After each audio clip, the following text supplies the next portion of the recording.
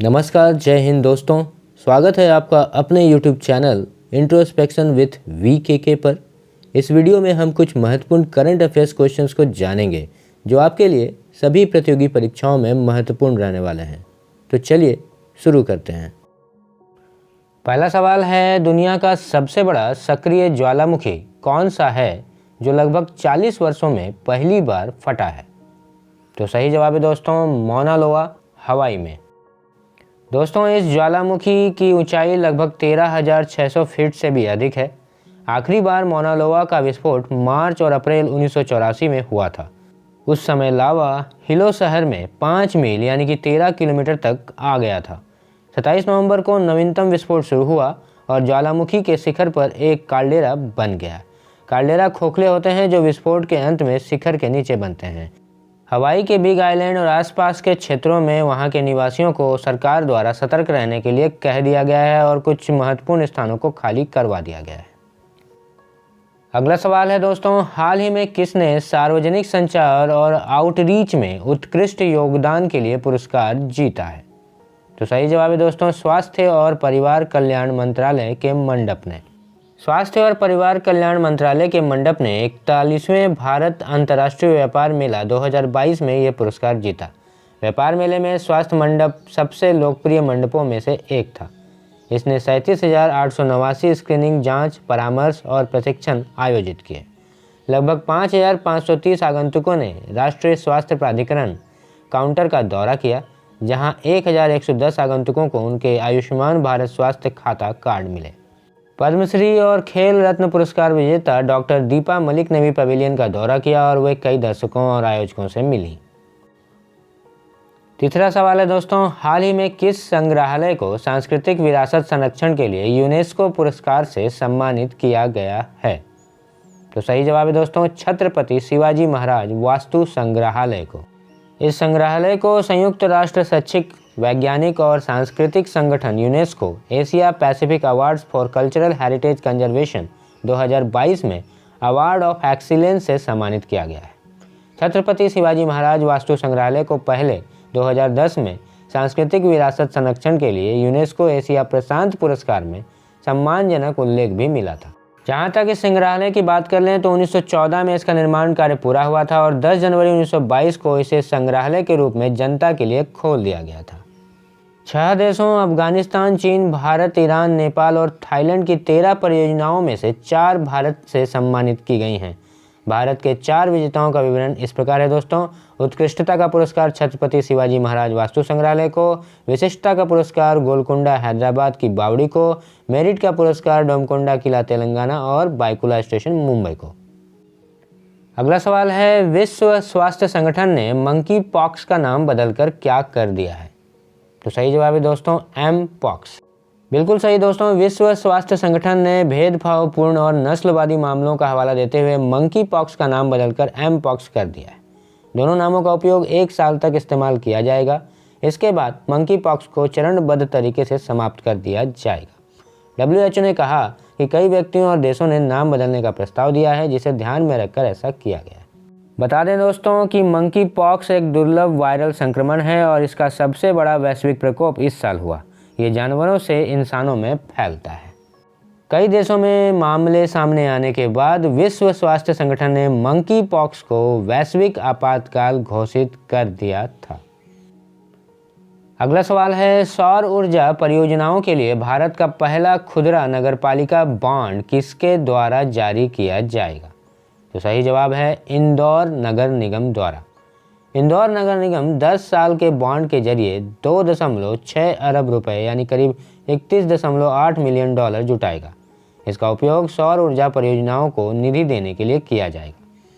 AK capital services limited और SBI capital markets limited पेशकश के प्रमुख प्रबंधक होंगे। इंदौर के पास 3 अरब रुपए की लागत से 60 मेगावाट का सोलर प्लांट बनेगा। भारत के केंद्रीय बैंक ने स्थानीय प्राधिकरण से फंडिंग और आवश्यकताओं को पूरा करने के लिए नगरपालिका बॉन्ड जारी करने का विचार करने का आह्वान किया है।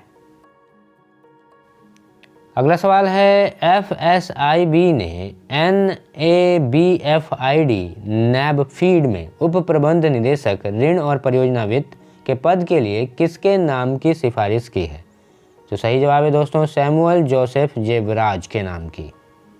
Financial services institutions bureau FSIB ने राष्ट्रीय अवसंरचना वित्त पोषण और विकास बैंक NABFID में इस पद के लिए 12 उम्मीदवारों के साथ इंटरफेस किया है। Samuel Joseph zebras IDBI bank limited के उप प्रबंध निदेशक हैं, जो इस नाम के लिए यानी इस पद के लिए चुने गए हैं।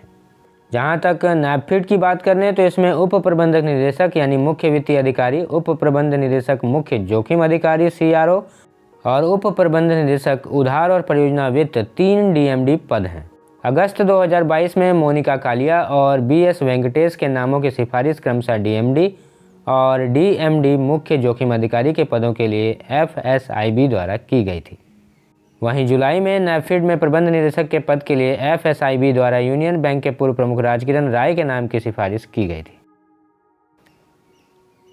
अगला सवाल है, भारत मलेशिया संयुक्त सैन्य अभ्यास नवंबर 2022 को मलेशिया के किस स्थान में शुरू हुआ? तो सही जवाब है दोस्तों पुलाई कुलवांग में। इस अभ्यास का नाम हरिमाऊ शक्ति 2022 रखा गया है। इसका समापन 12 दिसंबर 2022 को होगा। भारतीय सेना की गढ़वाल राइफल्स रेजिमेंट और मलेशियाई सेना की रॉयल मले रेजिमेंट के लड़ाकू सैनिक अभ्यास में भाग ले रहे हैं। यह भारतीय सेना और मलेशियाई सेना के बीच रक्षा सहयोग को बढ़ाएगा। हरिमाऊ शक्ति भारतीय और मलेशियाई सेनाओं के बीच एक वार्षिक प्रशिक्षण कार्यक्रम है। यह 2012 से आयोजित किया जा रहा है दोस्तों।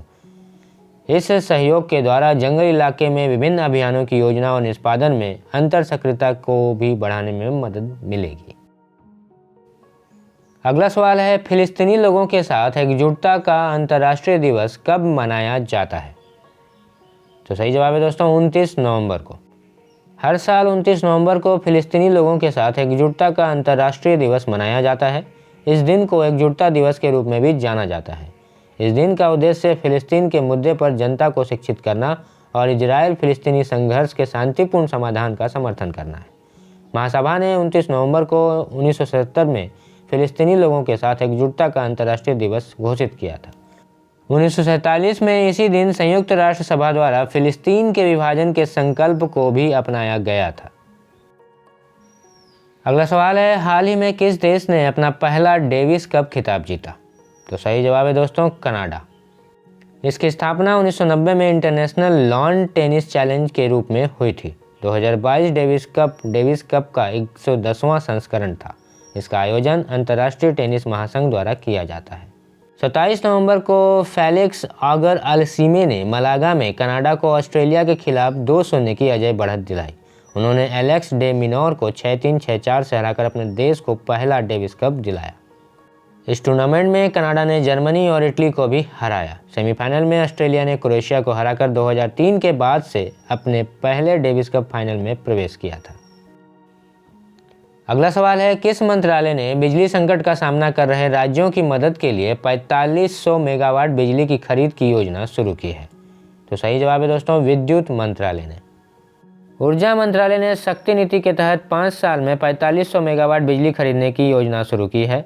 मंत्रालय ने कहा कि इस योजना से उन राज्यों को लाभ होगा जो बिजली की कमी का सामना कर रहे हैं।